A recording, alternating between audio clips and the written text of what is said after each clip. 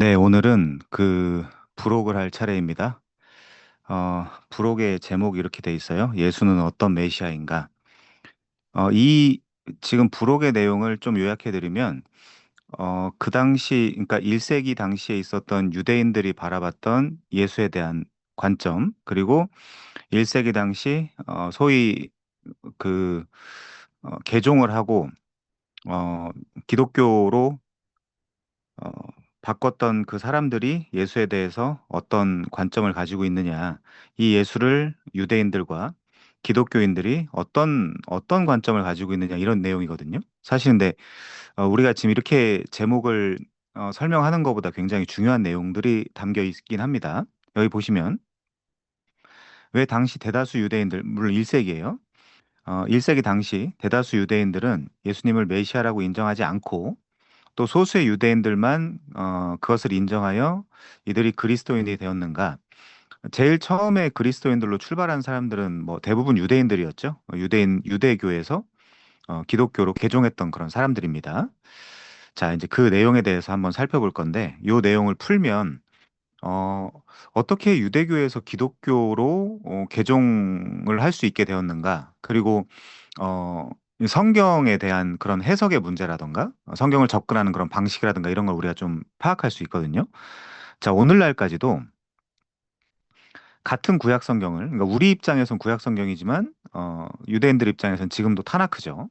음, 왜냐하면 뭐, 그, 옛날 약속이라고 받아들이지 않겠죠. 유대인들 같은 경우는.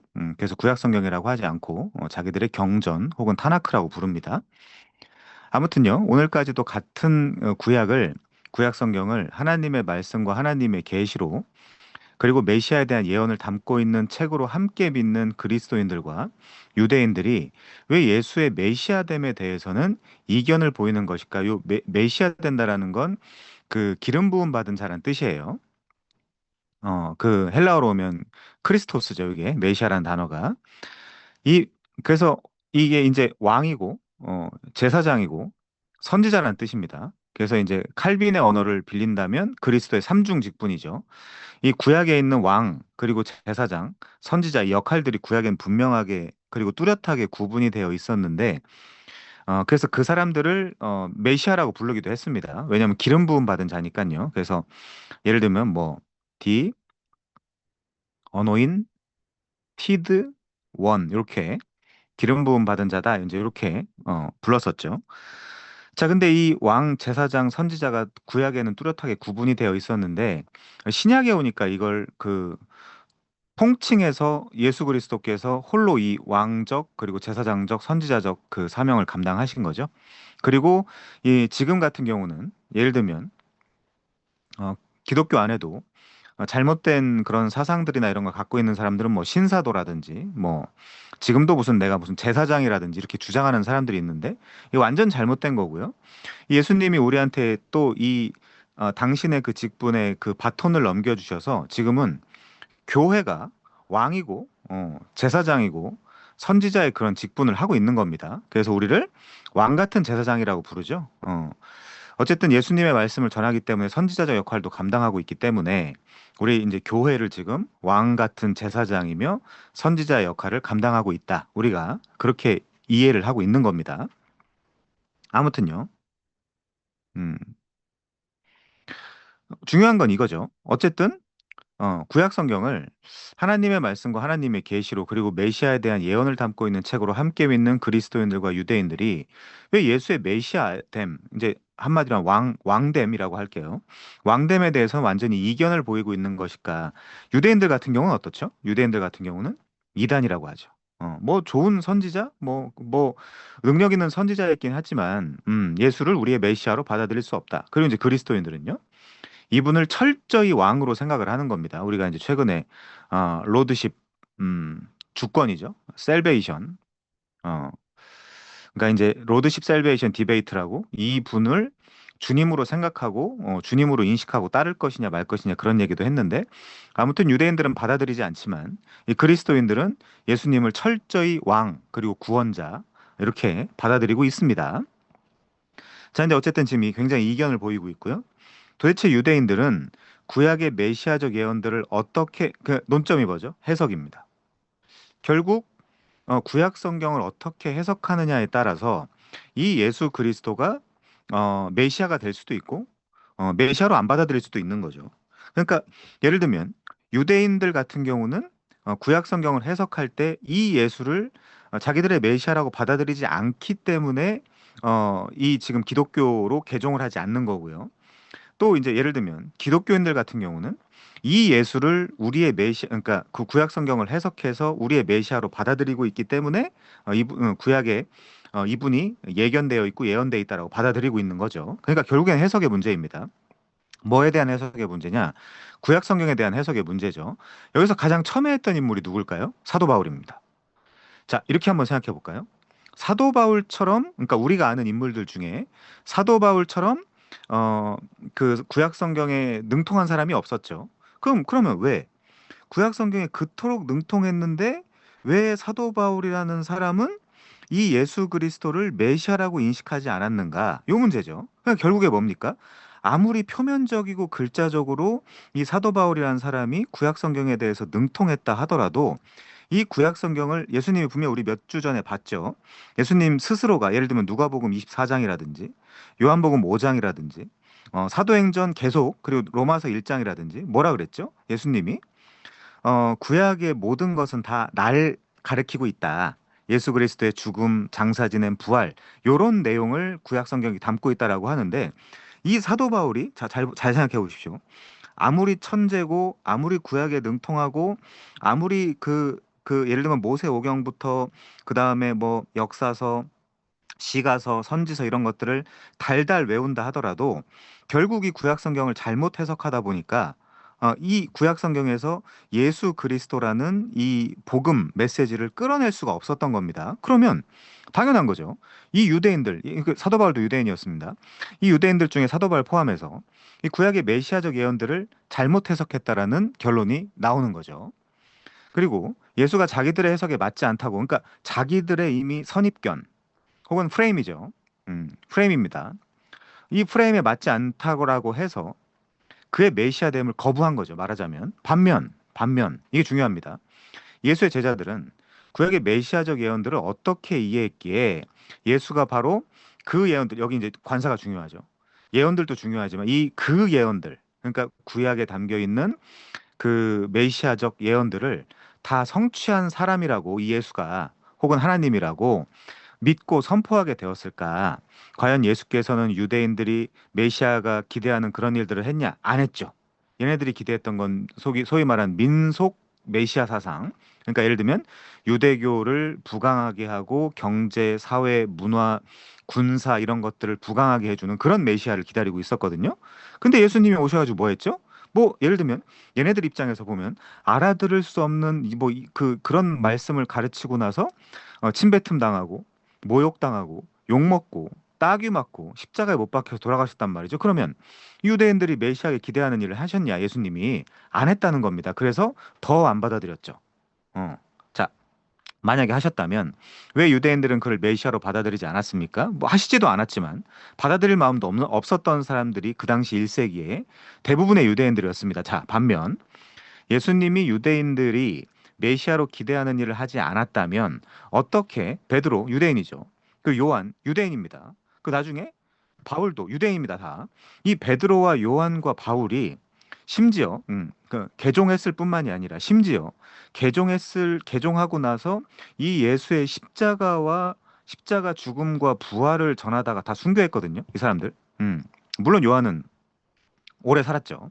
오래 살면서 요한복음도 쓰고 요한계시록도 쓰고 뭐 이제 이렇게 했지만 아무튼 다 순교했고 거의 순교에 준하는 그런 삶을 살았거든요. 이거 전하다가 그러면 얘네들도 다 유대인인데 이 사람들도 다 유대인인데 어떻게 이 유대인들이 아니 예수님이 그 메시아로 기대하지 않았던 그런 일들만 하고 갔는데 이 베드로라든지 요한이라든지 바울이라든지 이런 사람들은 도대체 왜 무엇 때문에 이걸 오늘 파악할 겁니다. 무엇 때문에 이 예수가 메시아라고 그분의 십자가와 부활을 전하다가 그 고생을 하고 거의 순교하고 순교에 준하는 일을 하면서 죽었냔 말이죠. 자, 그렇게 선포하고 구약에 여기도 관사가 중요합니다. 그 메시아. 그러니까 그냥 메시아면 안 돼. 그냥 메시아면 신천지 이만희도 될 수 있는 거고 JMS도 될 수 있는 거겠죠.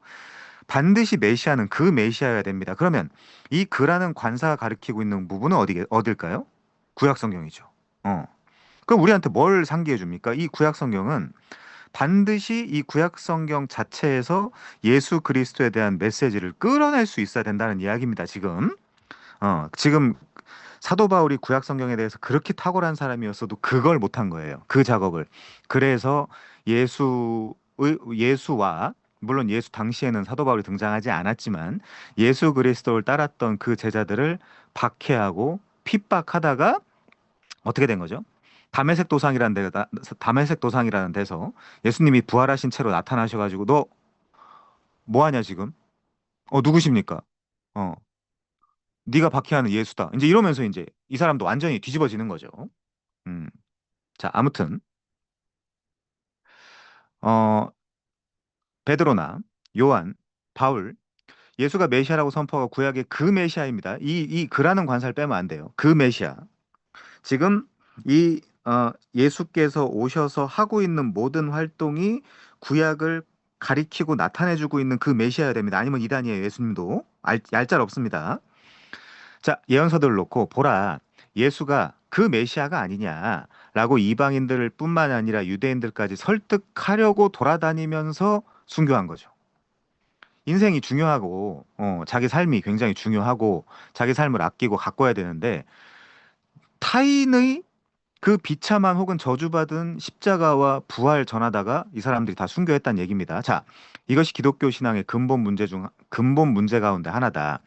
우리의 신앙의 성숙을 위해서 한 번은 정리해 두어야 할 문제다. 결국에 뭐라고요? 논점이 어, 예를 들면 유대인 그리고 기독교인 둘 다 구약 성경을 정경 캐논이라고 받아들입니다. 우리 하나님 말씀이다. 구약 성경은 철저한 하나님 말씀이다. 근데 이 구약 성경을 둘 다 받아들이고 있는 유대인과 기독교인이 왜 예수의 메시아됨에 대해서는 이견을 보이고 있냐 이제 그 문제죠.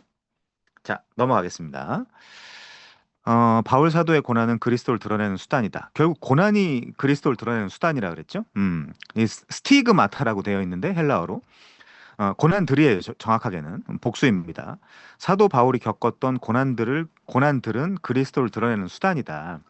지금 이제 예를 들면 뭐 한국 교회는 가벼운 고난이나 이런 것도 감당하지 못하는 사람들이 많이 있지만 결국에는 신학적으로 이 예를 들면 우리의 언어 그리고 삶 요 자체로 증인이 되는 거거든요. 근데 언어는 뭐 그렇다 치고 이 삶은 반드시 사도 바울이 이야기한 대로 스티그마타, 고난들이 있습니다. 이게 내가 이제 예수의 흔적들을 가졌노라 이렇게 이제 번역이 되어 있는데 이 흔적이 고난이죠. 말하자면. 자, 이 문제 해결을 위해서 고린도후서 5장에 대한 관찰에서부터 시작하는 것이 편리할 것 같다. 고린도후서 5장 11절부터 21절의 중심은 16절부터 17절이다. 자, 5장 11절부터 21절까지를 볼 건데 그 중심은 16절과 17절이라는 얘기죠. 이 말씀들은 고린도후서 5장은 11절부터 12절에서 알 수 있듯이 바울의 자기 사도직에 대하여 변호하는 맥락. 지금 오셨네요.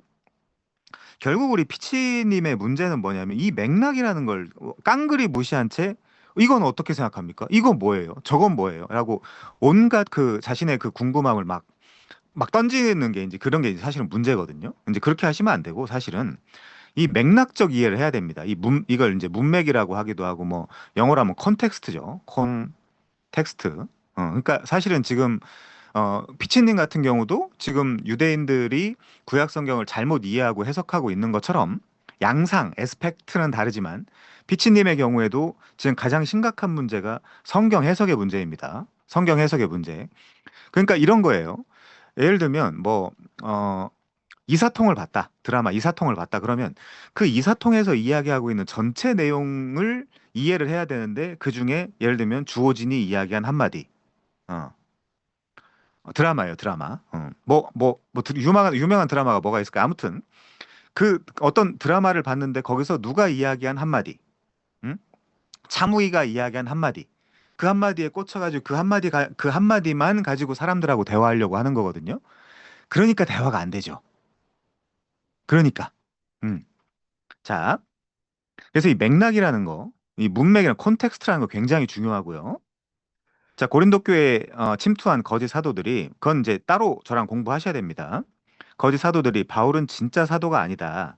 그는 사도의 자격을 갖추지 못했고 그의 복음은 틀렸다라고 고린도 교인들을 설득을 했고요.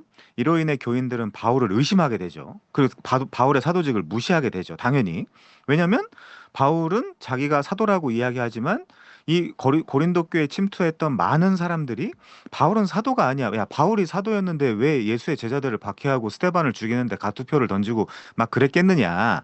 아, 그렇게 하지 않았기 때문에 그는 올바른 사도가 아니다. 그리고 할례도 무시하지. 할례라는 것도 이들의 세레모니도 무시하지. 퍼포먼스 세레모니. 그리고 율법도 무시하지. 야, 그런 사도가 어딨냐? 그 잘못된 사도야. 이단이야라고 이야기를 한 겁니다. 그게 사도직을 무시한 거고요. 그때 바울이 자기 사도직의 정당성을 변호하는 장면이 고린도후서 5장 11절부터 21절인데 그 중에 핵심이 요거라는 거죠. 16, 17절. 자, 고린도후서 10장 10부터 13장에서 바울은 아주 격렬한 어조로 자기 사도직을 변호하며 자기 사도직에 의문을 제기하는 그 사도들이 거짓 사도들이고 사탄의 사자들이라고 욕한다. 그러니까 싸우는 거죠. 일부 이 거짓 사도라고 이야기하는 유대인들과 벌서스 이 지금 사도 바울이 싸우는 형국입니다. 지금. 그러니까 늘 이렇게 복음의 역사는 진리, 진실과 이 거짓들과 싸우는 역사거든요. 사실은. 아무튼 바울은 사도의 요건에 대해 그들의 견해에 대항하여 자신의 견해를 조목조목 대조하면서 무엇이 과연 그리스도 사도직의 진정한 요건들인지를 보여줌으로써 고린도 후서를 아주 감동적인 책으로 만들었다. 아포스톨로스 이렇게 쓰거든요. 이게 아포스텔레인이라는 동사에서 온 건데 이거는 그냥 사도라는 말은 그냥 정확하게 보냄을 받은 자라는 뜻입니다. 별 단어가 아니에요. 그냥 보냄을 받은 자. 그럼 사도 바울은 누가 보냈습니까? 예수께서 직접 보냈죠. 어디서요? 다메섹 도상에서. 그게 고린도 사도행전 9장, 22장, 26장에 보면 잘 나옵니다. 근데 그거 이따 찾아볼게요. 시간이 되면.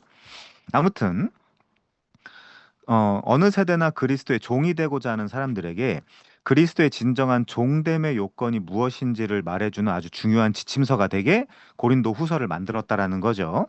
여기서도 종이 나옵니다. 그러니까 사실은 우리는 뭐 천당 간다, 천국 간다 그것뿐만이 아니라 이 가끔 제가 얘기하는 이 둘로스 종 돼서 이 예수 그리스도의 뜻을 따라야 되는 거죠.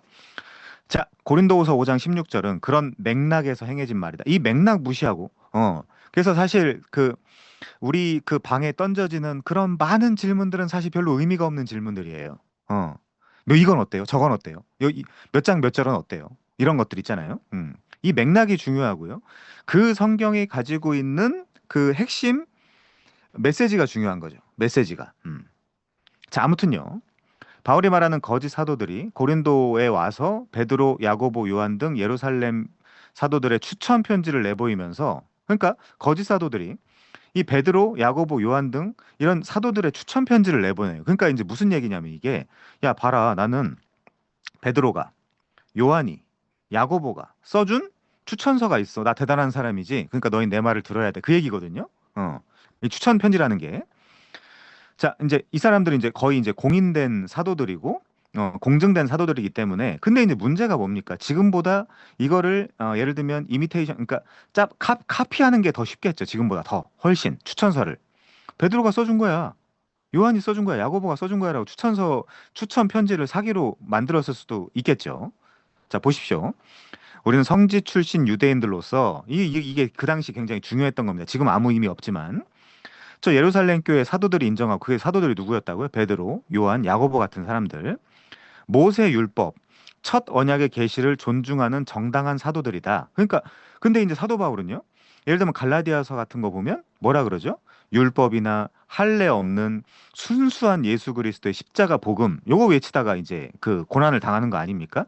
근데 이 사람들은 여기다 물 타는 거예요. 예를 들면 그래 예수님의 복음 있지. 초대교회 이제 예수님을 믿었던 유대인들이니까 이 사람이 뭐라고 얘기하냐면 그래 예수님의 십자가 복음 있지.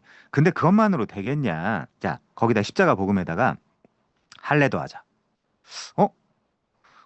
구약 성경 예를 들면 창세기 17장 보니까 할례가 되게 중요하게 나오네. 자, 그치? 그리고 여기다 율법 더하자. 어? 이 사람들이 굉장히 중요하게 이야기하는 모세오경, 펜타튜코스라는 책을 보니까 당연히 율법을 지켜야 되는 걸로 나오네. 그러니까 당연히 그 당시 어리기만 했던 갈라디아, 지금으로 얘기하면 터키인데 갈라디아 사람들이 당연히 이 예수 그리스도의 십자가 복음만 이거 너무 시시한데? 어떻게 십자가만 믿는다라고 해서 듣고 믿음으로 구원을 받지? 야, 좀 시시한데? 근데 이제 이 거짓 사도들은 뭐라고 하는 거예요? 할례 보태, 그리고 이제 율법, 모세 율법 보태 이렇게 이야기하니까 뭔가 더 일리 있게 들리는 거죠. 그래서 이 예수 그리스도의 십자가 복음에다가 할례도 보태고 유대 율법도 보탰다가 사도 바울한테 혼나는 성경이 뭡니까? 갈라디아서죠. 갈라디아서. 이런 문맥을 가지고 사실 성경을 해석해야 됩니다. 아무튼요. 우리 이제 사도행전 15장 한번 볼까요? 사도행전 15장. 이게 이제 비슷한 얘기가 나와 있기 때문에 제가 좀 인용을 하겠습니다. 사도행전 15장 1절부터 11절까지 좀 띄워 주시겠어요? 사도행전 15장 1절부터 11절. 피치님 맞습니다. 우선 성경 신학적으로 이해해야 되지만 그건 이제 어려운 이야기고요. 우선은 조직 신학적 그리고 이제 신앙 고백적, 교리서적 그렇게 이제 이해하는 게 굉장히 좋겠죠. 자, 우리 한번 같이 볼까요? 사도행전 15장 1절부터 한번 보겠습니다. 이게 어떻게 사람들한테 들리겠어요? 자, 보시죠. 어떤 사람들이 유대로부터 옵니다. 그러니까 이제 유대인이죠. 형제들을 가르치되 이렇게 속이는 거예요. 니들이 모세의 법대로 할례를 받지 아니하면 능히 구원을 받지 못하리라. 이 사람들이 누구예요? 거짓 사도들입니다. 말하자면 거짓 선지자, 거짓 사도, 거짓 선생들. 우리 존경하는 변광무 전도사님 말씀대로 하면 강도사님인가요? 아무튼 이제 거짓 선생들인 거죠. 이런 사람들이. 2절 보죠. 바울 및 바나바와 그들 사이에 적지 아니한 다툼과 변론이 일어난지라. 그러니까 이거죠. 자, 잘 보십시오. 지금 유대로부터 어떤 사람들이 왔는데 그 사람들과 누구랑 싸우는 거예요, 지금? 바울과 바나바가 싸우는 거죠. 자, 그들 사이에 적지 아니한 다툼과 변론이 일어났습니다. 형제들이 이 문제에 대하여 바울과 바나바와 및 그중 몇 사람을 예루살렘에 있는 사도와 장로들에게 보내기로 작정을 했어요. 왜냐하면 이 문제를 풀어야 되니까요. 그 당시에 눈에 띄는 그 가시적 교회는 예루살렘 교회 하나밖에 없었습니다. 3절이요. 그들이 교회의 전송을 받고 베니게와 사마리아로 다니며 이방인들이 주께로 돌아온 일을 말하여 형제들을 다 크게 기쁘게 하더라. 예루살렘에 이르러 교회와 사도와 장로들에게 영접을 받고 하나님이 자기들과 함께 계셔서 행하신 모든 일을 말했어요. 그때. 그러니까 그 얘기가 뭐였겠어요? 내가 할례와 율법 없는 복음을 전했는데 야, 이방인들이 하나님께 돌아오더라. 그런 내용이었겠죠. 자, 5절이요. 근데 바리새파 중에 어떤 믿는 사람들이 일어났습니다. 이게 이제 유대인들 중에 초대교회 유대인들 중에 예수님도 믿고 할례와 유대 율법도 지켜야 된다라고 했던 섞어찌개 사람들이죠. 자, 그 사람들이 이방인에게 할례를 명하고 모세 율법을 지키라 명하는 것이 마땅하다 하니라. 그러니까 예수 그리스도의 십자가, 그 은혜. 이제 예를 들면 우리 그 개혁신학적으로 이야기하면 솔러스 크리스투스, 오직 그리스도, 솔라 그라티아, 그렇죠? 그리고 솔라 피데, 그러니까 오직 그리스도, 오직 믿음, 오직 은혜. 요 교리에 지금 뭘 더하는 거예요? 할례와 모세 율법을 더하는 거죠. 이거 참을 수 없는 복음의 후퇴거든요, 이거. 자, 6절이요. 그러다 보니까 이렇게 지금 바울과 바나바와 한편이 됐고 또 이 유대 율법주의자 중에 믿는 사람이들이 또 한편이 됐죠. 그래서 서로 이 논쟁이 일어난 겁니다. 6절이요. 그래서 이 논쟁을 해결하고자 남은 사도들과 장로들이 이 일을 의논하러 모였습니다. 그래서 많은 변론이 있은 후에 디베이트를 한 거죠. 뭐가 옳으냐, 어떻게 해야 되냐, 우리가 어떻게 복음을 전할 거냐, 이제 이런 회의를 예루살렘 교회에서 한 겁니다. 자, 그때 대표 베드로가 일어나서 이렇게 말합니다. 잘 보십시오. 형제들아, 니들도 알거니와 하나님이 이방인들로 내 입에서 복음의 말씀을 들어 믿게 하시려고 오래전부터 너희 가운데서 나를 택하시고 또 마음을 아시는 하나님이 우리에게와 같이 그들에게도 성령을 주어 증언하시고 믿음으로 그들의 마음을 깨끗하게 하사. 여기 그들이 누구죠? 이방인이죠. 그들이나 여기 그들은 누구죠? 또 이방인이죠. 자, 그러면 그들 이방인들이나 우리 유대인들이나 믿음으로 차별하지 아니하였다. 그 사도 바울이 맨날 돌아다니면서 뭐라고 이야기합니까? 믿음 안에서, 복음 안에서 남자, 여자, 종, 상전 다 하나다. 차별이 없다. 그 얘기 되게 많이 하죠. 믿음으로 그들의 마음을 깨끗이 하사 그들이나 우리나 차별하지 아니하셨느니라. 자, 10절이요. 이제 소위 말해서 빡친 겁니다. 베드로가. 그런데 지금 너희가 어찌하여 하나님을 시험하여 우리 조상과 우리도 능히 매지 못하던 멍에를 제자들의 목에 두려느냐. 그럼 여기 멍에는 뭐예요? 쥐고스. 이 멍에는 뭡니까, 여러분? 할례와 율법이죠. 할례와 율법 적당히 섞어서 어, 자, 한번 이렇게 한번 생각해 볼까요? 우리 예를 들면 우리 피치님이 있는데 아직 초신자시죠? 그러면 예수 그리스도의 십자가, 자, 이것만 믿으면 우리 구원받아. 하나님의 자녀가 될 수 있어. 이렇게 피치님은 완전 아직 발도 안 뗀 초신자라고 할 수 있습니다. 자, 요게 와닿겠어요? 아니면 그러니까 십자가 복음만으로 다 됩니다가 와닿겠어요? 아니면 십자가에다가 자, 예레미야에 뭐라고 써 있지? 뭐 우리 마음을 지키라라고 써 있지? 뭐 어디 뭐 써 있지? 뭐 써 있지? 이거 다 하는 복음을 너가 지켜야, 거기다 할례, 율법 이걸 다 지켜야 너가 하나님의 자녀가 될 수. 뭐 선택하겠어요? 그 일반 초신자들이 당연히 이거 선택합니다. 당연히 이걸 선택하니까 지금 논쟁이 생긴 거예요. 그러니까 이 순수한 십자가 복음으로 돌아온다라는 건 사실 어려운 일이고 어려운 일뿐만이 아니라 성령이 아니고는 불가능한 일이에요. 그러니까 이 십자가에다 자꾸 뭔가 덕지덕지 보태는 거예요, 사람들이. 아니, 그래도 할례라도 받아야지. 아니, 거기다 율법이라도 지켜야지. 하나님이 날 구원해 주시지. 무슨 예수의 십자가 하나 믿는다라고 날 구원해 주냐. 이게 안 받아들여지는 거거든요. 이 위대한 복음이, 이 단순한 복음, 이 위대한 복음이 뭐라고 쓰였죠? 마음을 지키라, 온전함을 지키라, 내 목숨을 미워하지 않고는 나의 제자가 되지 못하. 그런 거 엄청. 그러니까요. 지금 문맥적으로 이해를 못 하고 있는 거죠. 자, 그건 나중에 또 이야기하고요. 자, 그다음에 10절 다시 볼게요. 지금 너희가 어찌하여 하나님을 시험하여 우리 조상과 우리도 능히 매지 못하던 멍에를 제자들의 목에 두려느냐. 요게 이제 요 멍에가 헬라어로 쥐고스입니다. 요게 뭐냐면 속박이란 뜻이에요. 굴레라는 뜻이고. 자, 11절 보시죠. 이게 중요하죠? 이게 중요합니다, 진짜. 자, 그러나 우리는 그들이 우리와 동일하게 주 예수의 은혜로 구원받는 줄을 믿노라 하니라. 그럼 여기서 이제 예를 들면 지금 이 11절에서 소위 말하는 신앙 고백서라는 게 나오고요. 신앙 고백. 그 이제 뭐 교리 문답이라는 게 나오고 조직 신학이라는 게 나온 건데, 이 결국 이 11절 같은 핵심 성구, 핵심 메시지, 여기서 이제 뭘 도출하는 거죠? 구원론을 도출하는 거죠. 구원론이 뭐예요, 결국에는? 11절 다시 읽어보면 우린 유대인들이죠. 그리고 이제 우리를 조금 더 축소하면 우리 사도들은 이렇게 얘기할 수 있습니다. 그리고 여기서 그들은 누구죠? 이방인들이죠. 자, 이방인들이 우리와 동일하게 무조건 예수의 은혜로 구원받는 줄 믿는다. 이제 이렇게 이야기하는 겁니다. 행함이 없는 믿음은 죽은 믿음이다. 지금 전혀 말이 안 통하고 있죠. 자, 이따 또 얘기하도록 하고요. 그러니까 우리 피치님은 어, 듣고 싶은 이야기를 들으려 돌아다니시는 분 같아요. 음, 아니에요? 자, 알겠습니다. 자, 아무튼요. 이따가 또 이야기하고요.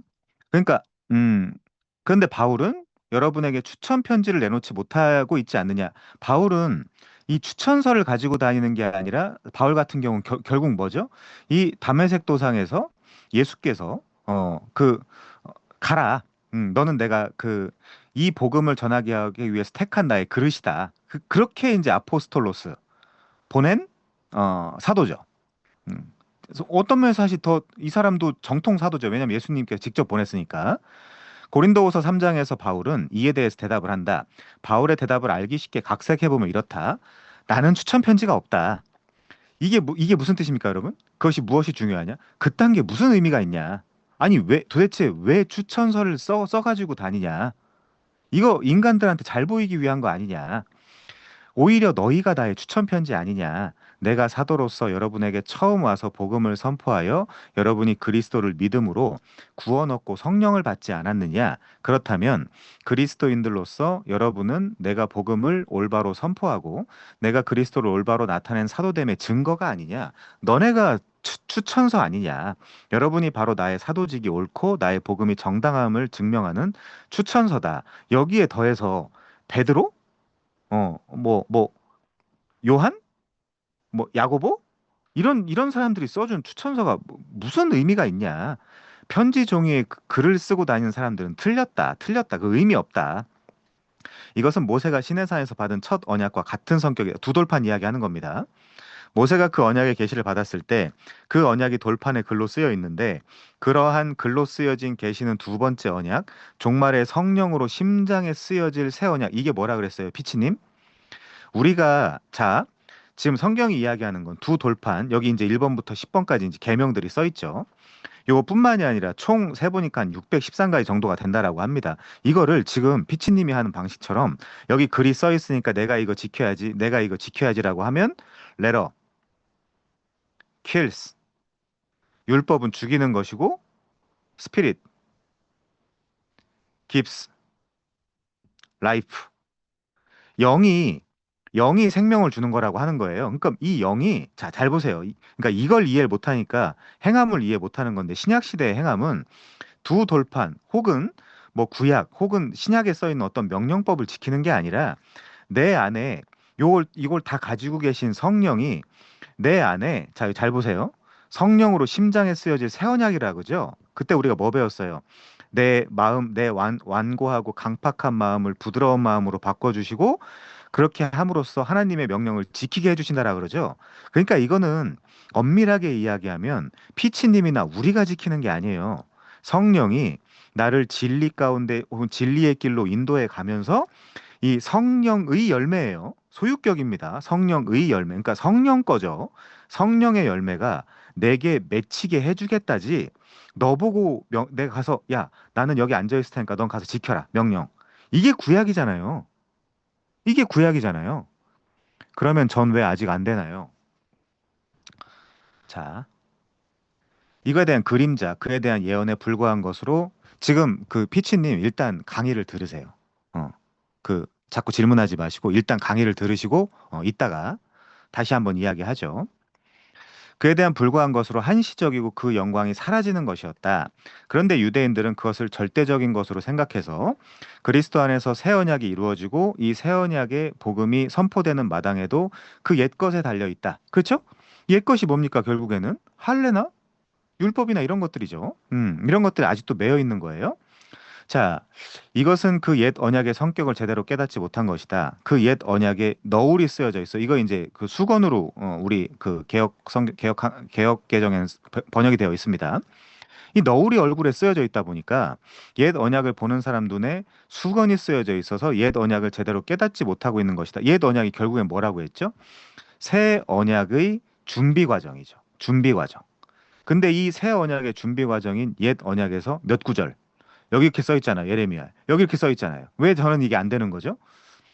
자, 그런데 지금 글로 쓰인 추천장을 가지고 다닌 자들은 이 옛 언약의 성격, 즉 글로 쓰인 약점에서 해방되지 못한 자들이다. 반면 나는 다메섹 도상에서 그리스도의 계시로 말미암아 새 언약의 사역을 받았고 그 새 언약의 말씀인 복음을 받았는데 더 이상 돌판에 글로 새긴 것이 아니고 예레미야 31장의 새 언약에 대한 예언에 따라 우리 심장에 영으로 새기는 계시다. 이게 새 언약이죠. 이게 그리고 신약 시대의 진정한 행위예요. 여기서 나타나는 게 흉내내고 하기 싫어 죽겠는데 하나님이 하라고 하니까 억지로 가서 하고 그게 아니라 우리 심장에 혹은 우리 마음에 성령이 어, 알려주시고 이렇게 가라 저렇게 가라 해주시는 그때 나타나는 행위 요거를 이제 새 언약의 신약의 행위라고 하는 거죠. 자, 그러니까 글로 보면서 행위하는 게 아닙니다. 물론 이 행위를 글로 우리가 우리의 행위가 글이라는 율법에 기록되어 있는 하나님의 속성과 성품에 온당한지 안 한 건지 비교 분석해 볼 수는 있겠죠. 그렇지만 우리가 글을 따라다니는 사람은 아닙니다. 자, 고린도후서 3장에는 이렇게 바울이 시내산에서 옛 언약의 율법의 계시와 옛 언약의 사역을 받은 모세와 다메섹 도상에서 부활하신 그리스도의 나타나심으로 새 언약의 복음을 받은 자신. 그러니까 지금 뭘 비교하고 있죠? 이게 되게 중요합니다. 그래갖고 제가 그때 새 언약 강의를 하면서 자, 모세와 지금 뭘 비교하고 있냐? 모세와 지금 자신 바울. 여기 이제 구약이죠. 여기 신약이죠. 이건 이제 뭐 연속성도 있고 불연속성도 있는데 아무튼 그리고 모세 옛 언약의 사역과 자기의 새 언약의 사역을 대조하고 컨트레스트 하는 겁니다. 기본적으로 비교도 하지만 컴패리슨도 하지만 컨트레스트도 하는 거예요. 그러니까 연속성도 있고 불연속성도 있는 거죠. 구약과 신약에는 우리가 옛 언약의 한시성과 옛 언약의 한시성은 뭐예요? 한시성이라는 말이 뭡니까? 템퍼럴리 빙이라는 거죠. 끝났다. 옛 언약의 한시성은 옛 언약은 끝났다. 상대성을 깨닫고 실제로 가리키는 새 언약의 주 예수 그리스도에게로 돌아서면 주의 영광을 보고 우리 자신도 그의 영광된 형상으로 변화된다라고 지금 역설하고 있다라는 거죠. 막 뭐가 이것저것 막 떠오르실 텐데 일단 강의를 들어주시고요. 자, 이처럼 바울은 옛 언약에 기대는 그의 적대자들과는 달리 그의 적대자가 아까 누구였어요? 거짓 선생이었죠. 거짓 선생. 거짓 선생들의 핵심 메시지가 뭡니까? 십자가 우리도 믿지. 근데 이것만 가지고 되겠냐? 할례와 율법을 더해보자. 여기다가 십자가에다가. 이런 복음 있습니까, 여러분? 이런 복음 있어요? 없다니까요. 성경에 잘 보면. 자, 예더냐의 기대는 그의 적대자들과는 달리 복음을 왜곡하거나 술수를 쓰지 않고 올바른 선포를 한다라고 주장을 한다. 누가요? 바울이요. 근데 바울의 복음이 뭐였죠? 어, 이 할례와 율법 없는 복음이었습니다. 자, 그래서 이것도 한번 띄워주시면 좋은데, 자, 사도 바울이 이런 오해를 받고 다녔어요.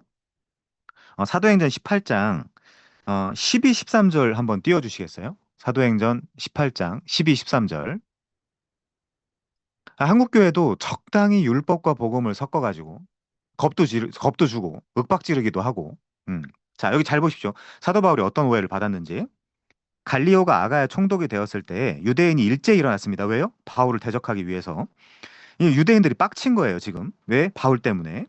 근데 왜 빡쳤냐가 중요하죠. 유대인들이 일제히 일어나 바울을 대적하여 법정으로 데리고 가서 자, 이 사람들이 바울을 싫어한 내용을 한번 보죠. 13절. 잘 보세요. 이 사람이 율법을 어기면서 하나님을 경외하라고 사람들을 권한다 하거늘. 그러니까 이거거든요, 지금. 음. 사도 바울이 그 당시에 유대인들한테 그 많은 비난을 당하고 욕을 먹고 심지어 죽을 뻔한 핵심에는 뭐가 있냐?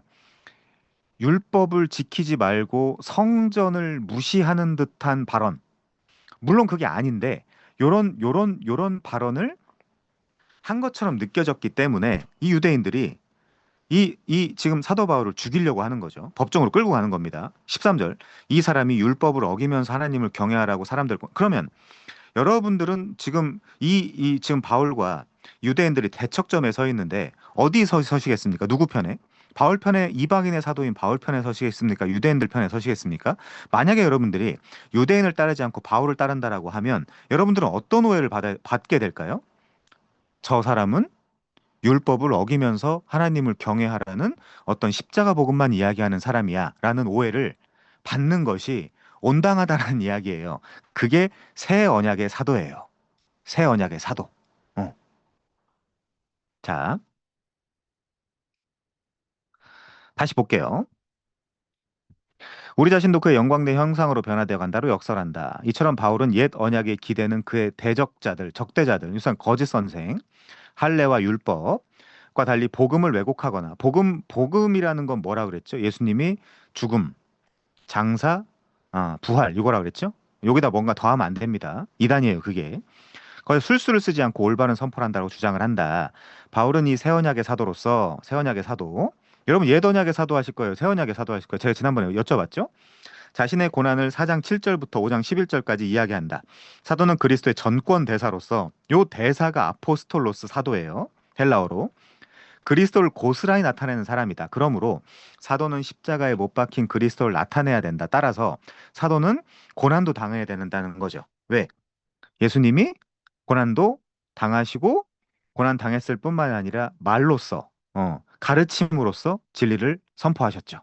그 역할을 똑같이 하는 게 사도고 그 역할을 똑같이 하는 게 교회여야 돼요. 나 빨리 구원받아서 천당 가고 싶어요가 아니고 그건 진짜 반쪽짜리 복음이고요. 이 교회의 진짜 아이덴티피케이션, 진짜 정체성은 예수와 함께 이 사도적 고난을 받는 사람들을 교회라고 하는 겁니다. 자, 그 다음에요. 그리하여 그의 고난을 통하여 사람들로 하여금 십자가에서 고난받는 그리스도를 보도록 해야 된다. 그러니까 지금 예를 들면 한국 교회의 복음이라는 거는 너무나 싸구려져. 어, 천당, 자녀의 복, 대학, 입학, 뭐 수능 기도회 이런 게 어디 있습니까? 성경에. 자, 아무튼요. 4장 10절에서 내가 그리스도의 십자가에서의 죽임당함을 내 몸에 짊어지고 다닌다라고 한 말은 사도의 고난, 곧 사도직을 감당하면서 당하는 고난의 의미. 여기 의미가 뭐라고 했죠? 사도의 고난의 의미는 예수 그리스도의 십자가 고난이랑 방불한 겁니다. 사실은 그 의미가 비슷한 거죠. 자, 즉 사도의 고난은 그리스도가 십자가에 달려 고난받는 모습을 보여주는 것이라고 말한다. 그것을 통하여 그러한 고난의 과정을 통하여 바울의 복음이 선포되었을 때 사람들이 십자가에서 우리를 위하여 대신 또 중요하죠. 대신이라는 말이 나오면 대신, 대표, 대속 요거 묶어서 이해합시다. 대신, 대표, 대속. 예수님이 혼자 십자가에 못 박혔을 때 인클루시브, 레프레제너티브, 우리를 인클루시브, 내포해서 혼자 홀로 레프레제너티브, 홀로 십자가에 못 박혔지만 우리를 인클루시브, 내포했기 때문에 예수님 혼자 십자가에 못 박혔을 때 우리가 이 안에 들어갔다라는 개념이라고 했죠.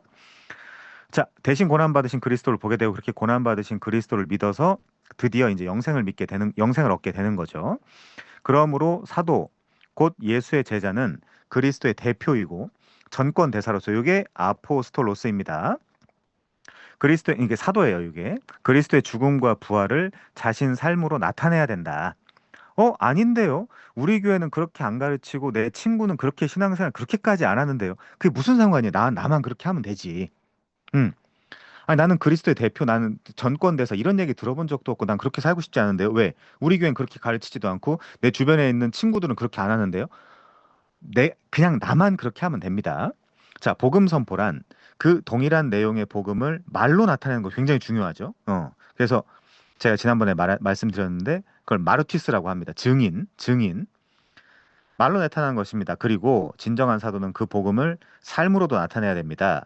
그리스도의 이 삶으로 나타낸다라는 거 하니까 또 내가 뭘 행해야 된다 이렇게 생각할지 모르지만 성령을 따라 살면 그 로마서의 백미가 로마서 8장인데 로마서 8장에 또 아주 핵심 메시지가 성령을 따라 사는 삶에 대해서 이야기하고 있죠. 이 성령을 따라서 그러니까 성령을 따라 사는 것도 또 사람들이 명령으로 받아들여요.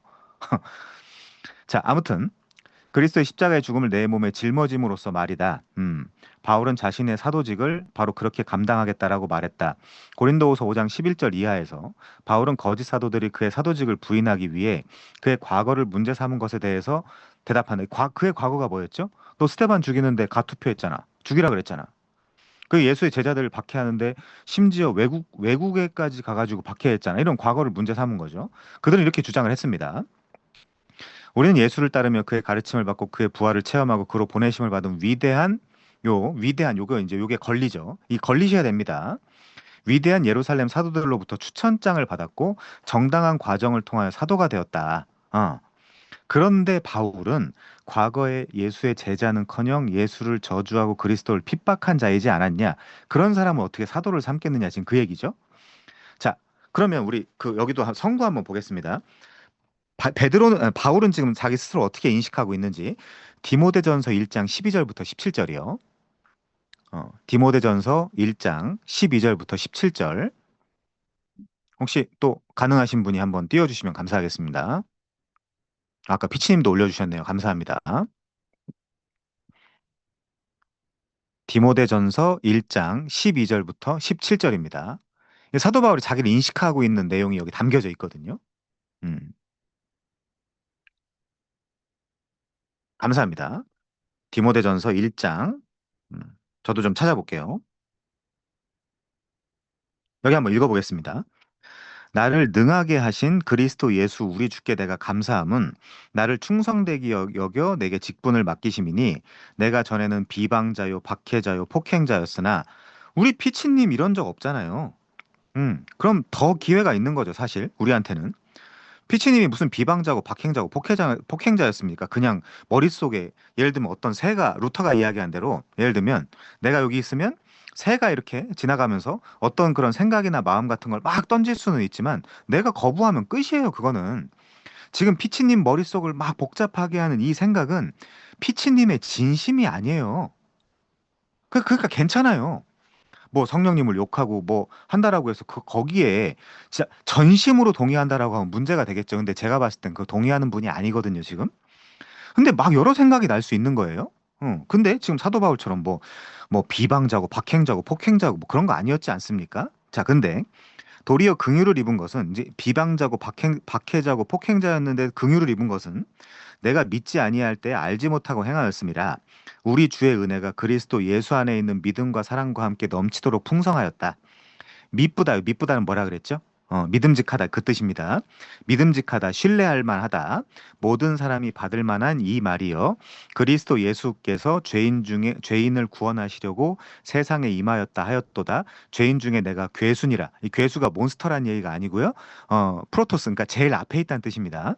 헬라어로 하면 이걸 이제 의역을 한 거죠. 죄인 중에 괴수라고. 몬스터가라는 뜻이 아니라 나는 죄인들 중에 제일 앞에 있다.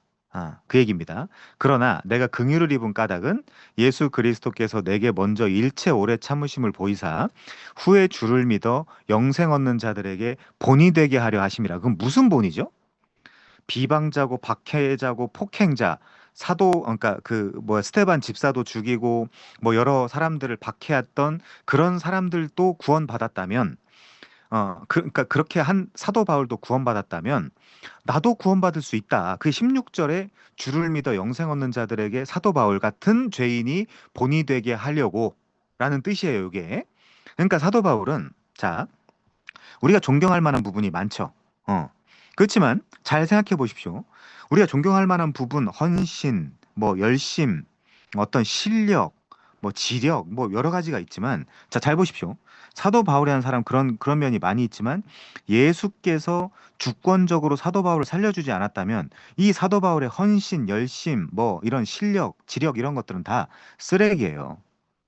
왜? 오히려 예수를 박해하는 데 썼거든요. 어. 그러면 이 사람이야말로 진짜 죄인 중에 몬스터, 그러니까 제일 앞에 있는 사람이죠. 어. 그럼 우리가 사도 바울을 높이고 칭송할 게 아니라 이 사도 바울은 그저 야, 이런 죄인 괴수도 그 구원을 받는구나라는 본이고 우리가 실제 높여야 되는 분은 누굽니까? 예수죠. 예수. 우리가 실제 높이고 사랑해야 되는 분은 야, 이런 인간, 아니 여러분은 예수를 실제 박해하고 욕하고 막 그랬던 사람, 그랬다가 그렇게만 했다가 예를 들면 지옥 가가지고 이 생을 마감한 사람이 있다면 이 사람을 사랑하겠어요? 아니잖아요. 우리가 이 사람을 사랑하는 거는, 이 사도 바울을 사랑하는 거는 예수께서 살려주셔서 실제 그 이후에 개종을 하고 헌신, 열정, 뭐 실력, 지력 이것들을 다 예수를 위해서 썼던 사람이기 때문에 사랑하는 거잖아요. 그러면 이분을 사랑해야 맞죠. 이분이 이 사도 바울을 살려준 거죠. 음. 그래서 주를 믿어 영생 얻는 자들에게 본이 되게 하려 하심이라는 뜻, 여기 나오는 이 사도 바울이 본이 된다는 거는 진짜 나쁜 놈이란 뜻이에요. 진짜 나쁜 놈. 이 사도 바울은.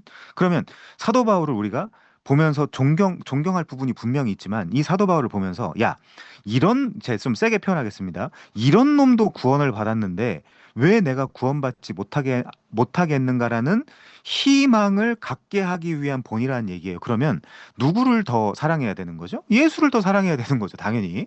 사람을 높이는 게 아니라. 자, 다시. 바울의 적대자들은 바울이 다메섹 도상에서 그리스도를 만나 회심을 경험하기 전 신명기 21장 23절에 근거해서 이게 뭐였죠? 나무에 달려 죽은 자는 하나님의 저주를 받아 죽었다는 거죠. 그럼 예수는 나무에 달려 십자가에 달려 죽었으니까 하나님의 저주를 받은 거고요. 그러니까 요 율법을 문자적으로 리더럴리하게 이해를 했기 때문에 이 실제 하나님의 그 진정한 뜻을 몰랐죠. 자, 그러면 이 진짜 뜻을 몰랐던 그 상태에서 죽었다면 이 사람은 진짜 우리의 가장 강력한 대적이었겠죠. 사도 바울은 지금까지도. 그럼 이 사람을 어, 살려준 건 누구라고요? 예수라고, 예수. 왜 살려줬다고요? 본이 되게 하려고. 이런 인간, 사도 바울 같은 극악한 인간 혹은 무식한 인간도 구원을 받았다면 왜 내가 구원받지 못할까라는 본. 그러니까 존경하기 전에 사도 바울을 보면서 사도 바울을 존경하기 전에 그거부터 읽어야 됩니다. 그거부터 읽으면서 아, 예수님, 이런 사도 바울이라는 무능한 혹은 악한 나쁜 이런 인간도 구원해 주셨군요. 감사합니다. 그러면 이 사도 바울을 본으로 삼아 주셨으니까 저도 이 사도 바울이라는 악마를 보면서 저도 희망을 갖겠습니다. 이제 그 의도란 이야기입니다. 저 주해를 하면. 자, 21장 23절 근거에 예수가 십자가에서 하나님의 저주 아래 죽은 자라고 하며 교회를 핍박했던 사실을 들추어내며 바울의 사도직을 부인했습니다. 자, 그러면 사도 바울은 어떤 걸로 대응을 할까요? 소위 사도권 변호를 하겠죠. 그래서 사도 바울이 서신을 쓸 때마다 그렇지 않다.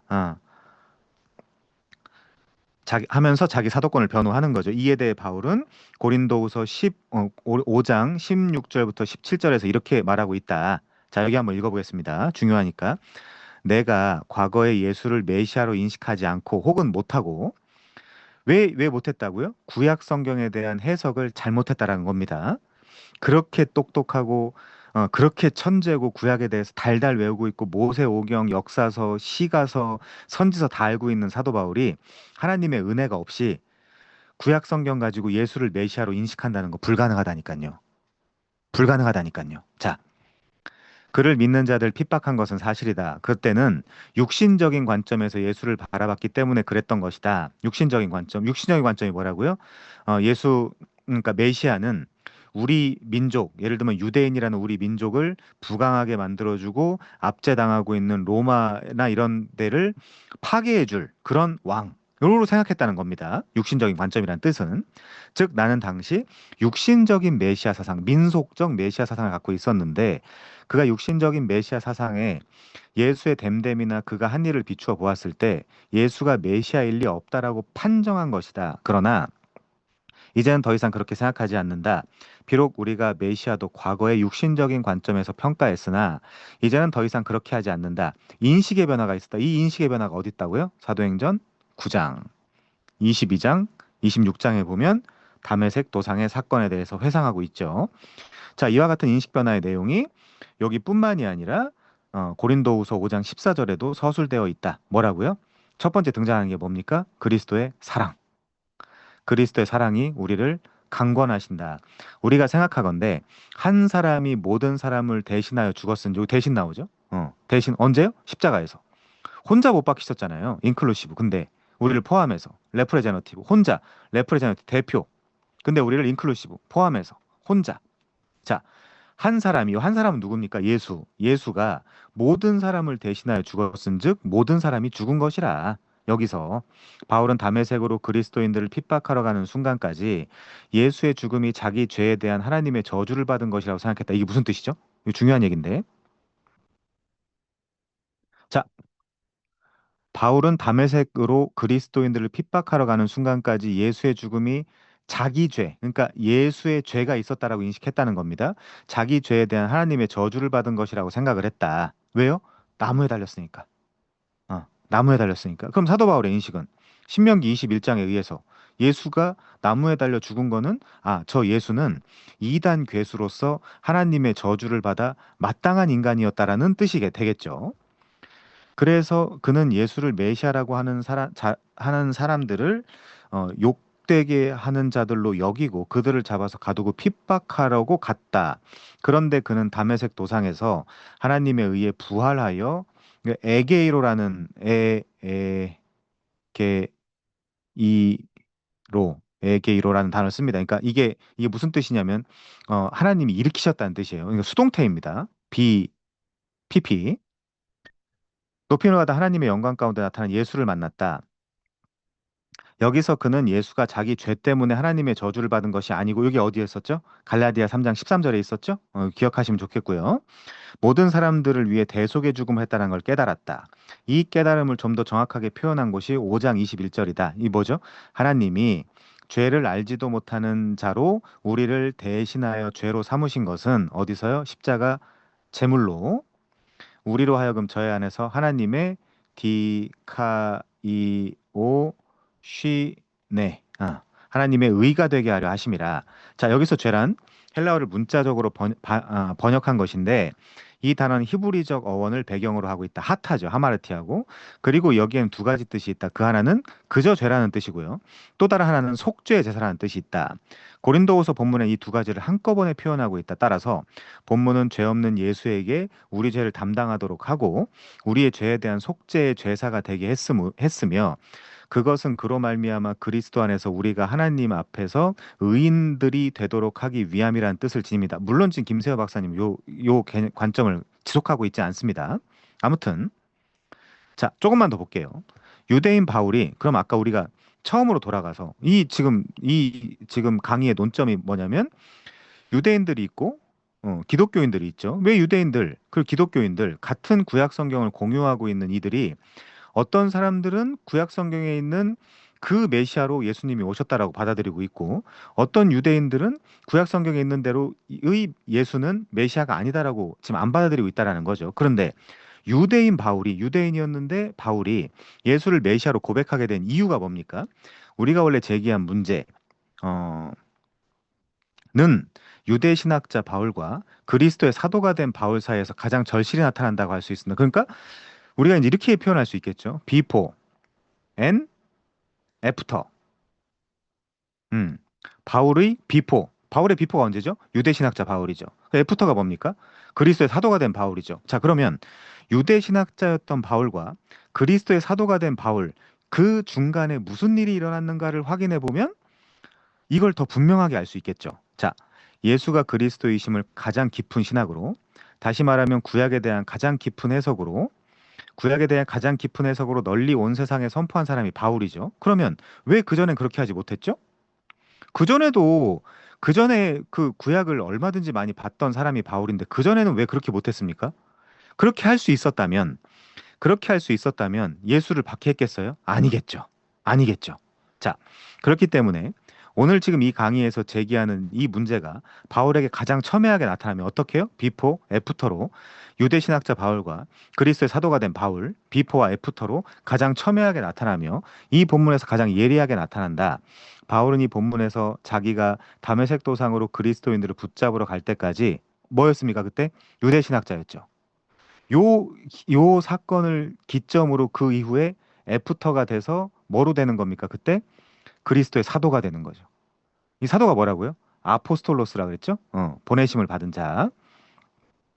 자, 유대 신학자로서 가지고 있던 메시아 사상, 즉 유대교 메시아 사상을 육신적 관점에서의 메시아 사상이라고 말한다. 이게 뭐라고요? 우리를 부강해주고. 그러니까 예를 들면 지금 한국교회 식으로 인식을 하면요, 내 자녀를 좋은 대학 보내고, 어, 헬스 앤 웰스, 건강과 부의 복음이죠. 아무튼 다 이해하실 거라고 보고요. 그리고 이제 그가 그리스도인으로서 새로운 메시아 사상을 갖게 되었음을 말한다. 이 새로운 메시아 사상이 뭡니까? 죄 용서의 메시아 사상이에요. 그것에 의하면 메시아는 우리 모두를 위해 대속의 죽음을 감당하신 분입니다. 지금 그 우리 장혜진님께 써주셨는데 그걸 우리가 엑사고라조 이렇게 표현할 수 있죠. 엑스 아고라, 엑스 밖으로 나갔다. 시장 밖으로. 리트론 값을 지불하고 시장 밖으로 나간 행위를 대속의 죽음이라고 할 수 있겠죠. 대속, 속죄, 속량 다 비슷비슷한 얘기입니다. 제가 최근에 우리 이제 그 청년들이 그 쇼츠를 올렸는데, 자, 바울은 그리스도가 우리 모두를 위해 죽고 부활했다라는 것을 모든 사도들의 공통된 복음일 뿐 아니라 이게 뭐라 그랬죠? 캐리그마 이렇게 할 수 있죠. 캐리그마 공통된 복음. 구약의 예언 성취라고 확신한다. 구약의 예언. 그럼 구약의 예언이 결국 누구를 지향하고 있다는 거예요? 예수 그리스도의 십자가를. 근데 옛날 사도 바울은 구약을 아무리 그렇게 들여다봤어도 이 구약을 통해서 예수 그리스도의 십자가를 읽어낼 수 없었다. 그 얘기죠. 다시 말해 예수의 메시아적 행위는 우리를 위하여 죽고 부활한 것이며 이것이 메시아됨의 내용이고 메시아적 사건이라는 것입니다. 그러니까 결국 뭐예요? 육신적 메시아 사상이 아니라 이제는 완전히 생각이 달라졌는데 죄 용서를 통한 하나님의 자녀 되는 복음 요걸 이제 이야기하는 거죠. 그래서 그걸 이제 한마디로 또 표현하면 하나님의 나라가 가까이 왔다, 임하였다, 이제 이렇게 이야기하기도 합니다. 요 하나님 나라는 또 특강으로 다시 한번 이야기해야 되고 하나님 나라 잘 모르거든요, 사람들이. 아무튼 이것이 바로 바울이 다메섹 도상의 계시를 통해 새롭게 얻은 깨달음이다. 그러니까 이 비포 때 알고 있었던 근데 같은 구약 성경이었습니다.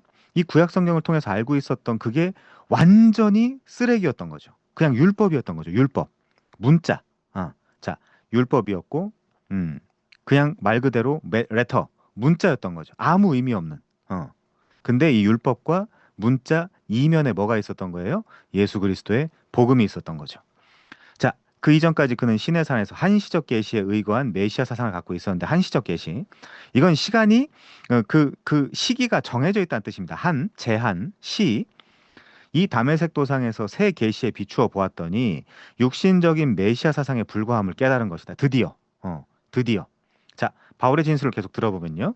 그러므로 우리가 이제부터는 아무 사람도 육체대로 알지 아니하노라. 비록 우리가 그리스도도 육체대로 알았으나 그러니까 이제 여기서 이야기하는 건 그런 의미도 있는 겁니다. 딱 봤을 때 비루해요. 뭔가 머리도 안 좋아 보여요. 그리고 돈도 없어 보여요. 자, 그래도 만약 하나님의 자녀라면 내가 그를 육체대로 인식하지 않겠다. 그 의미도 담겨 있는 겁니다. 여기에는.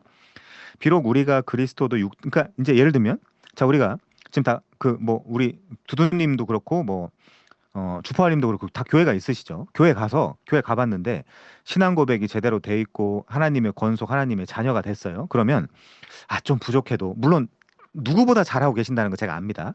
그럼에도 불구하고 거기 가서 이런 분들이 있을 때 좀 더 아끼고 사랑해주고 섬겨주고 봉사하고 그러라는 얘기예요. 육체대로 알지 않겠다라는 이 얘기가. 자, 비록 우리가 그리스도 육체대로 알았으나 과거에 그랬다는 거죠. 이제부터 이같이 알지 아니하노라. 그런즉 이제 그런즉이 이렇게 나오는 겁니다. 누구든지 그리스도 안에 있으면 새로운 피조물이라. 새 피조물. 이전 것은 지나갔으니 보라 새 것이 되었도다. 자, 이것도 그러니까 그러면 이 고린도후서 5장 17절 되게 유명하죠. 그럼 이것도 이 문맥에 따른 해석을 해줘야 되는 거지. 그냥 갑자기 뜬금없이 새로운 피조물이라 이렇게 이야기하면 안 되겠죠. 자, 내가 그때 육신적 메시아 사상을 가지고 예수를 평가했기 때문에 그가 메시아됨을 인정할 수 없었다. 어떻게 메시아가 침뱉음 당하고 욕먹고 따귀 맞고 채찍 맞고 십자가 질 수 있냐? 당연히 그가 메시아라고 생각할 수 없었다. 왜냐하면 육신적 메시아 사상은 우리나라를 부국 강병하게 해주는 나라 사람이어야 되는데 그래서 나는 예수를 저주하고 그를 메시아라고 선포한 자들을 핍박했다. 이단이다, 이단. 나사렛 이렇게 표현하죠. 나사렛 괴수, 나사렛 이단 괴수 이렇게 표현돼 있죠 성경에. 예수가. 그러나 이제는 더 이상 그렇지 않다. 그렇지 않을 뿐만 아니라 그런 것뿐만이 아니라 하나님이 우리 죄를 대속하신 예수님의 메시아 사건, 곧 구원 사건에 의거하여 예수에 대한 나의 저주의 죄와 그리스도인들을 핍박한 죄를 다 용서의 복음이라고 했습니다. 용서. 그래서 우리한테 되게 중요한 게 칭의예요. justification by faith alone. 칭의, 죄를 다 용서해주고 믿음으로 나를 새롭게. 그러니까 이제 우리 피치님도 믿으시면 됩니다. 간단한 거예요. 우리 인식 안에서는 어, 나를 새롭게 창조하신 것이다. 그래서 내가 새로운 피조물이 된 것이다. 그러므로 옛 것은 다 지나가 버리고 모든 것이 새롭게 되었다. 이것이 무슨 말이냐? 중요하지 않고요. 옛 유행가. 음. 내가 다메섹 도상에서의 인식 변화로 부활하신 그리스도를 만남으로 그리스도에 대한 올바른 인식으로 사도 바울은 비포에 뭐였다고요? 완전 그냥 글자주의자였죠. 율법주의자였고 내 율법에 흠이 없다라고 했던 문자주의자였죠. 음, 구약을 문자만 본 겁니다. 자, 어떻게 표현하면 좋을까요? 음, 퍼스트 리딩이란 게 있어요. 퍼스트 리딩. 그냥 이제 그냥 첫 번째 읽기죠. 근데 이제 세컨 리딩이라는 게 있고 요걸 이제 우리가 크리스찬 리딩이라고 합니다. 그러니까 뭐냐면 구약 성경이 있죠. 구약 성경이 있는데 이걸 읽어가면서 요 안에 어떤 메시아적 사역 그러니까 죽음과 장사와 부활의 메시지가 들어가 있는가 요거를 읽는 것을 우리가 세컨드 리딩 그리고 크리스천 리딩이라고 이야기합니다. 그러니까 사도 바울은 퍼스트 리딩만 한 거죠. 그냥 문자랑 글자만 읽은 거죠. 그 당시에. 자, 바울의 논리는 여기서 그치지 않고 더욱더 진전된다. 어, 잠시만요. 어디 말씀하시는 거죠? 위로 한 번만 올려달라. 바울이 잠깐만 제가 지워드리겠습니다. 너무 지저분하니까요. 좀 더 올리면 될까요?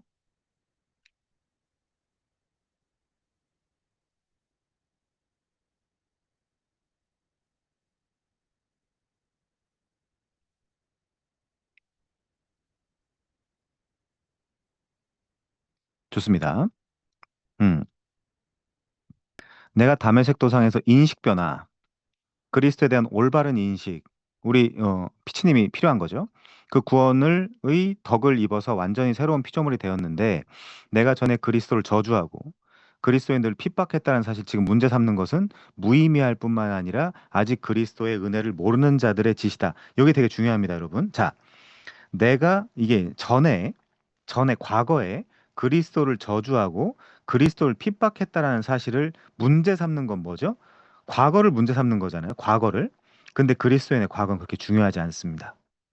하나님이 다 기억조차도 안 하겠다라고 하는데 사람들이 나서서 너 회심 전에 이랬잖아.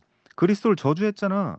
그리스도를 핍박했잖아. 그 문제 삼는 거는 그리스도의 은혜를 모르는 자들이 하는 거죠. 오히려 복음을 모르는 자들이 이야기하는 거죠. 자, 바울의 논리는 여기서 그치지 않고 더욱더 진전된다. 여기도 읽어보겠습니다. 하나님은 그리스도의 대속의 제사로 나의 죄를 용서하시고 피치님 완벽하게 용서했어요. 완벽하게 피치님의 존재 자체를 하나님이 받아들이신 겁니다. 예수 그리스도를 통해서 만약에 믿는다라고 하면 원수로 날뛰던 나를 자기에게 화해시키고 리콘실리에이션 우리 앞에서 배웠죠. 의인이 되게 하시고 이제 심지어 의인이래요. 의인. 물론 히브리적 그 개념에서 이 의라는 것은 째데카라고 하는데 이 의라는 것은 예를 들면 하나님과 인간관계가 있는데 하나님은 인간에게 충실히 자기의 책임을 다하는 상태. 이걸 이제 의라고 해요. 그리고 인간은 하나님한테 충실히 자기 책임을 다하는 상태. 이걸 의라고 합니다. 근데 한 번도 그런 적이 없죠. 오직 하나님만 그렇게 하셨습니다. 자, 새로운 피조물이 되게 하셨을 뿐만 아니라 바로 그 화해의 복음을 선포하는 사도로까지 만들었대요. 자, 죄 용서뿐만이 아니라 사도라는 직분까지 주셨다. 자, 베드로전서 2장 9절 10절 한번 볼게요. 한번 올려주시면 베드로전서 2장 9절부터 10절입니다. 8절부터 10절까지 올려주실래요? 8절부터 10절.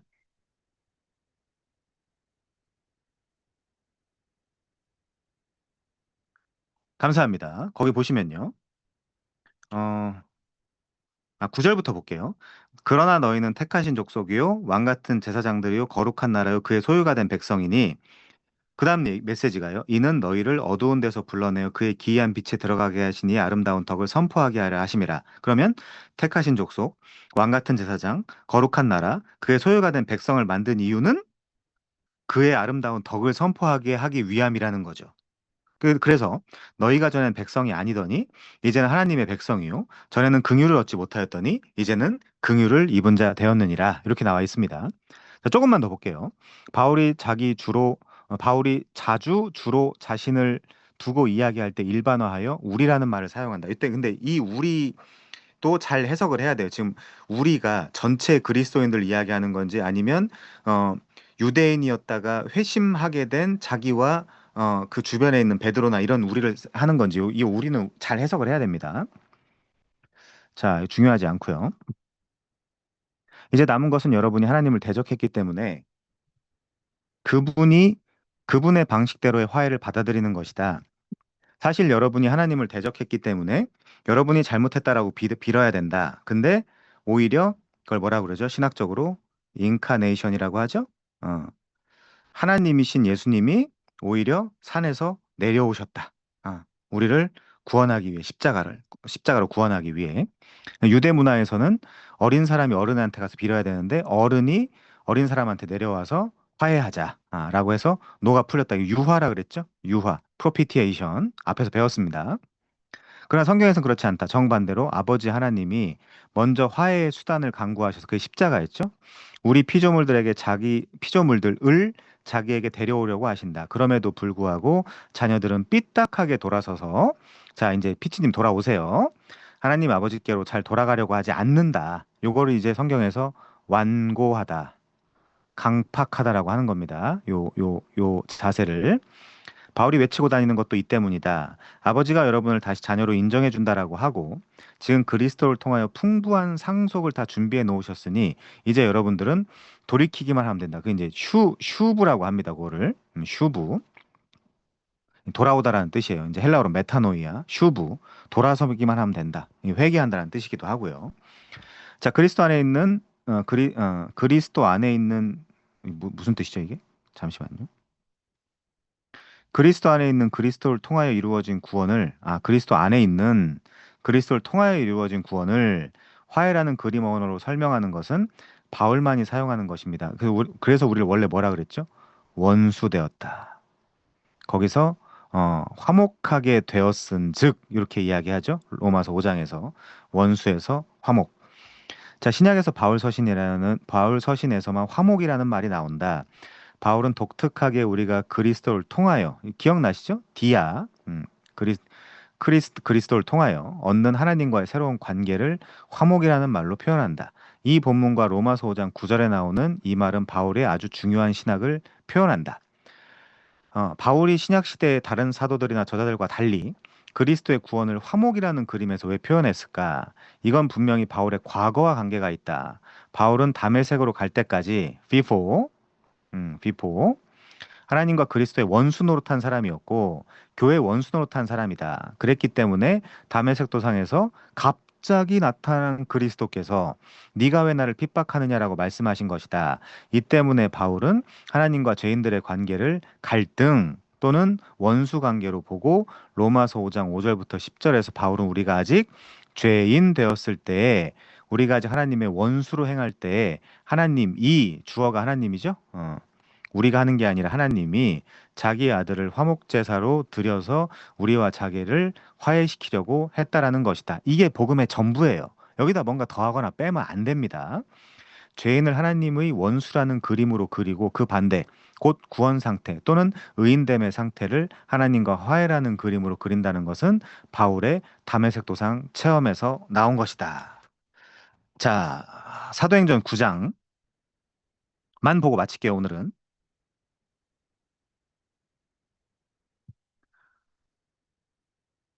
야, 꽤 기네.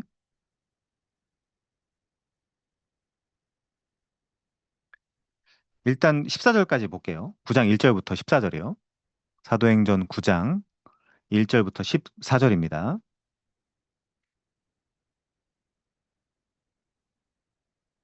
감사합니다.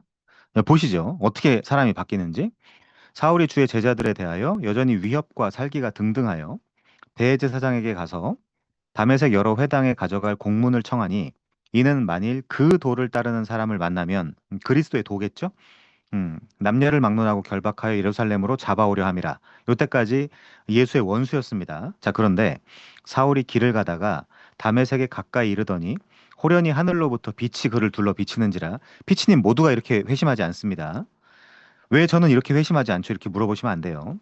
땅에 엎드려져 들음에 소리가 있어 이르시되 사울아 사울아 내가 어찌하여 나를 박해하느냐 하시거늘 대답하여 주여 누구십니까? 이르시되 나는 네가 박해하는 예수라. 너는 일어나 시내로 들어가라. 내가 행할 것을 내게 이를 자가 있느니라 하시니 같이 가던 사람들은 소리만 듣고 아무도 보지 못하여 말을 못하고 서 있더라. 사울이 땅에 일어나 눈은 떴으나 아무것도 보지 못하고 사람의 손에 끌려 다메섹으로 들어가서 사흘 동안 보지 못하고 먹지도 마시지도 아니하니라. 그때 다메섹에 아나니아라 하는 제자가 있더니 주께서 환상 중에 불러 이르시되 아나니아야 하시거늘 대답하되 주여 내가 여기 있나이다 하니 주께서 이르시되 일어나 집가라 하는 거리로 가서 유다의 집에 가서 유다의 집에서 다섯 사람 사울이라 하는 사람을 찾으라. 그가 기도하는 중이니라. 그가 아나니아라 하는 사람이 들어와서 자기에게 안수하여 다시 보게 하는 것을 보았느니라 하시거늘 아나니아야 아나니아가 대답하되 주여 이 사람에 대하여 내가 여러 사람에게 듣사온즉 이런 사람이었어요. 그가 예루살렘에서 주의 성도에게 적지 않은 해를 끼쳤다 하더니 여기서도 주의 이름을 부르는 모든 사람을 결박할 권한을 대제사장들에게서 받았나이다 하거늘. 자, 이제 15절부터 25절까지만 올려주세요. 15절부터 25절이요.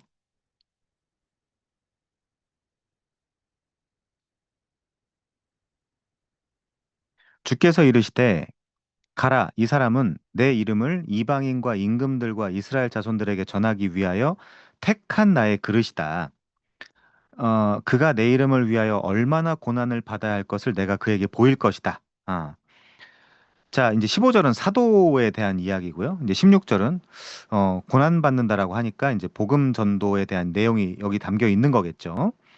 어떻게 살지. 17절 아나니아가 떠나 그 집에 들어가서 그에게 안수하여 이르되 형제 사울아 주 곧 네가 오는 길에서 나타나셨던 예수께서 나를 보내어 너로 다시 보게 하시고 성령으로 충만하게 하신다 하니 즉시 사울의 눈에서 비늘 같은 것이 벗겨져 다시 보게 된지라 일어나 세례를 받고 음식을 먹음에 강건하여지니라. 자, 이렇게 바뀝니다. 이제 갑자기 사울이 다메섹에 있는 제자들과 함께 며칠 있을새 즉시로 이미디어틀리 각 회당에서 예수가 하나님의 아들이심을 전파하니, 여기 전파한다라는 요 헬라어가 캐릭소예요. 명사로 하면 캐리그마죠. 그러니까 뭐 한 겁니까 갑자기 사도 바울이 예수의 죽음과 장사 진행과 부활하심을 전한 거예요. 요때부터 즉시로 20절에서 즉시로. 그러니까 지금 예를 들면 그 우리 한국 교회도 자기가 회심했다라고 하지만 이 아까도 그랬죠. 베드로전서 2장 9절.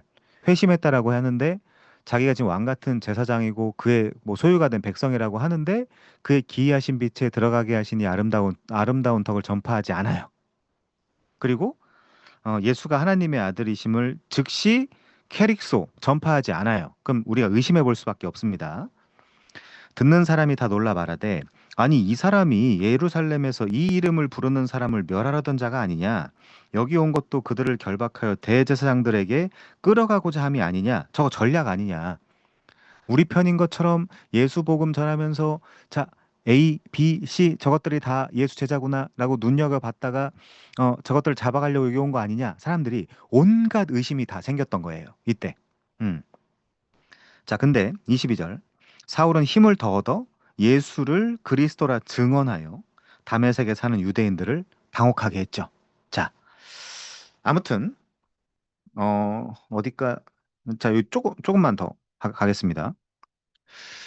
음, 바울 입장입니다. 내가 과거에 교회를 핍박했던 건 사실이다. 유대교적 육신적 메시아 사상에 의해 예수에 대한 그릇된 인식에서 그런 것이다. 근데 과거에 내가 잘못 알고 있었다는 거죠. 그런데 다메섹 도상에서 받은 새로운 계시에 의해서 새 메시아 사상, 즉 올바른 메시아 사상을 얻고 우리를 위해 대속의 죽음을 담당하신 예수가 진정한 메시아임과 그의 대속적 죽음이 진정한 메시아 행위임을 이제 알았다. 그러니까 과거가 중요해? 안 중요하죠. 안 중요하죠. 하나님은 그때 나의 죄를 용서하시고 나를 자기에게 화해시키시고 나를 의인되게 하시고 나를 새로운 피조물을 되게 하셨다.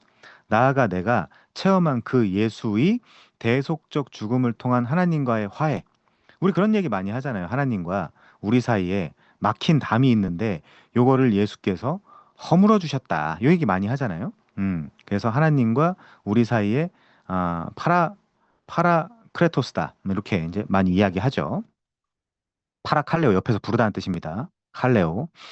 자, 하나님과 화해를 온 세상에 널리 선포하여 우리도 이제 선포하는 거죠. 죄인들로 하여금 하나님께 화해되도록 하는 그 위대한 직책, 곧 사도직, 아포스톨로스 요 직분을 받은 것이다. 바울은 지금 자기 사도직을 이렇게 변호하고 있는 것이다. 자, 오늘은 여기까지만 하고요. 음, 다음 시간에 어, 계속해서 나가도록 하겠습니다. 수고하셨습니다. 혹시 질문 있으실까요? 자, 오늘 강의에 웬만하면 한정해서 질문해 주시면 좋겠고요. 어, 바쁘신 분들 같으면 나가셔도 좋습니다. 얼마든지요. 음.